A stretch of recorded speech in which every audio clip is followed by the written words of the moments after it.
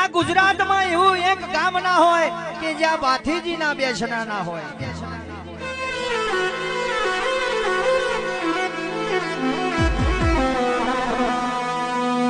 આન દોરો બાંધે અને એટલે સુરવીર ભાથીજી નું નામ લે ને, ગમે તેવો નાગ દસ્યો હોય, ગમે તેવો કોબરા દસ્યો હોય, અને ભાથીજી નું નામ લે એટલે ઘડી વારમાં ઉતરી જાય.